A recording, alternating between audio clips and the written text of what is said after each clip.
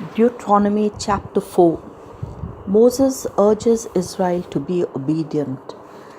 Then Moses said to the people, "Obey all the laws that I am teaching you, and you will live and occupy the land which the Lord, the God of your ancestors, is giving you.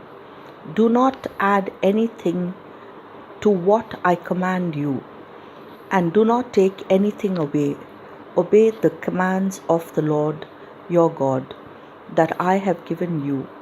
You yourself saw what the Lord did at Mount Peor. He destroyed everyone who worshipped Baal there. But those of you who were faithful to the Lord your God are still alive today.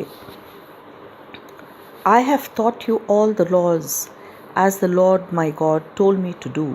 Obey them in the land that you are about to invade and occupy. Obey them faithfully, and this will show the people of other nations how wise you are. When they hear of all these laws, they will say, 'What wisdom and understanding this great nation has!' No other nation, no matter how great, has a God who is so near when they need Him, as the Lord our God is to us. He answers us whenever we call for Him. No other nation, no matter how great, has laws so just as those that I have taught you today. Be on your guard. Make certain that you do not forget as long as you live. What have you seen with your own eyes? Tell your children and your grandchildren about the day you stood in the presence of the Lord your God at Mount Sinai. When He said to me, 'Assemble the people,' I want them to hear what I have to say, so they will learn to obey me as long as they live, and so that they will teach their children to do the same. Tell your children how you went and stood at the foot of the mountain, which was covered with thick clouds of dark smoke and fire blazing up to the sky. Tell them how the Lord spoke to you from the fire, how you heard Him speaking, but did not see Him in any form at all. He told you what you must do to keep the covenant He made with you. You must obey the 10 Commandments, which He wrote on 2 stone tablets. The Lord told me to teach you all the laws that you are to obey in the land that you are about to invade and occupy. Warning against idolatry. When the Lord spoke to you from the fire on Mount Sinai, you did not see any form. For your own good, they make certain that you do not sin by making for yourselves an idol in any form at all, whether man or woman, animal or bird, reptile or fish. Do not be tempted to worship and serve what you see in the sky, the sun, the moon, and the stars. The Lord your God has given these to all other peoples for them to worship. But you are the people He rescued from Egypt, that blazing furnace. He brought you out to make you His own people, as you are today. Because of you, the Lord your God was angry with me and solemnly declared that I would not cross the river Jordan to enter the fertile land which He is giving you. I will die in this land and never cross the river. But you are about to go across and occupy that fertile land. Be certain that you do not forget the covenant that the Lord your God made with you. Obey His command not to make yourselves any kind of idol, because the Lord your God is like a flaming fire. He tolerates no rivals. Even when you have been in the land a long time and have children and grandchildren, do not sin by making for yourselves an idol in any form at all. This is evil in Lord's eyes, and it will make Him angry. I call heaven and earth as witness against you today that if you disobey me, you will soon disappear from the land. You will not live very long in the land across Jordan that you are about to occupy. You will be completely destroyed. The Lord will scatter you among other nations where only a few of you will survive. There you will serve gods made by human hands, gods of wood and stone, gods that cannot see or hear, eat or smell. There you will look for the Lord your God. And if you search for him with all your heart, you will find him.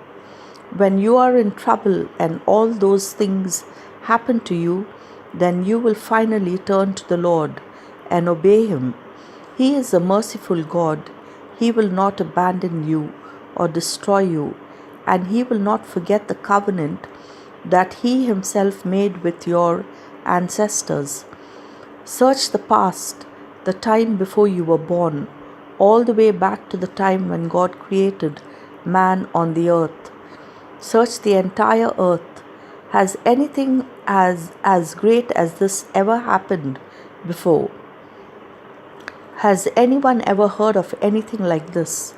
Have any people ever lived after hearing a God speak to them from a fire as you have?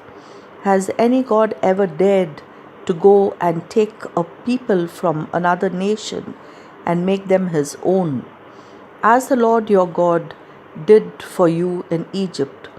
Before your very eyes he used his great power and strength.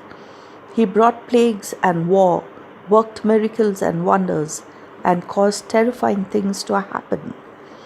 The Lord has shown you this to prove to you that he alone is God and that there is no other. He let you hear his voice from heaven so that he could instruct you, and here on earth he let you see his holy fire. And he spoke to you from it because he loved your ancestors. He chose you, and by his great power he himself brought you out of Egypt. As you advanced, he drove out nations greater and more powerful than you, so that he might bring you in and give you their land, the land which still belongs to you. So remember today and never forget. The Lord is God in heaven and on earth. There is no other God. Obey all his laws that I have given you today, and you will go well with you and your descendants. You will continue to live in the land which the Lord your God is giving you to be yours forever. The cities of refuge east of the Jordan. Then Moses said, set aside 3 cities east of the river Jordan, to which a man could escape and be safe if he had accidentally killed someone who the cities of refuge east of Jordan. Then Moses set aside 3 cities east of the river Jordan, to which a man could escape and be safe if he had accidentally killed someone who had not been his enemy. He could escape to one of these cities and not be put to death. For the tribe of Reuben, there was the city of Bezer on the desert plateau. For the tribe of Gad, there was Ramoth in the territory of Gilead. And for the tribe of Manasseh, there was Golan in the territory of Bashan. In introduction to the giving of God's law. Moses gave God's law and teachings to the people of Israel. It was after they had come out of Egypt and were in the valley east of river Jordan, opposite the town of Beth Peor, that he gave them these laws. This was in the territory that had belonged to King Sihon of the Amorites, who had ruled in the town of Heshbon. Moses and the people of Israel defeated him when they came out of Egypt.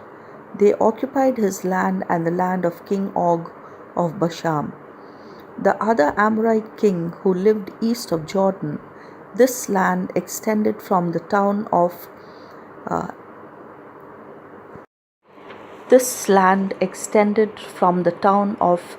Aroer on the edge of River Arnon all the way north to Mount Sirion, that is Mount Hermon.